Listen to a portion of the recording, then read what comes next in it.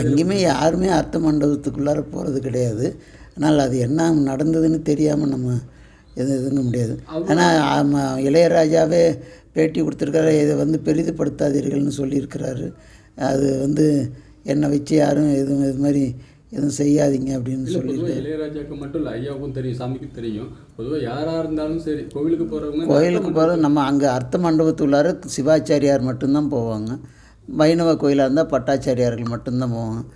அதுக்கு முன்பு இருக்கின்ற இது கருவறை, அப்புறமா அர்த்த மண்டபம், அதன் பிறகு மகா மண்டபம். மகா மண்டபத்திலேயே நம்மெல்லாம் இருந்து தரிசனம் பண்ணுவது தான் வாடிக்கையாக இருக்குது. ஏன்னா அங்கே போக சக்தி, யோக சக்தி என்று அந்த சக்திகள் அங்கே இருக்கிறதுனால அதுதான் அங்கே இருந்து சாமியை பூஜை செய்வதாக ஒரு ஐதீகம்.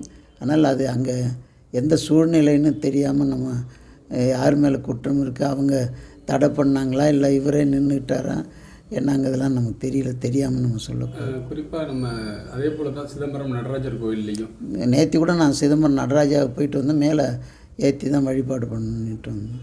பொதுவாக எல்லாருமே அனுமதிக்கிறாங்களே? எல்லோரும் என்னோட பலரும் வந்தாங்களே, என்னோட ஒரு 100 பேர் வந்திருந்தாங்க.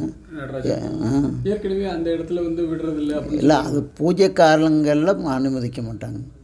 அப்போ அவங்க மட்டும்தான் நின்று போய், அப்போயும் நாங்கள் போனோம்னா கீழே தான் நின்று தரிசனம் பண்ணிட்டு வருவோம். பூஜை காலங்களில் மட்டும்தான் அனுமதிக்கல, மற்ற நேரங்களில் அனுப்பிச்சிருக்காங்க. நான் நேற்றுக்கு போயிட்டு வந்தேனே.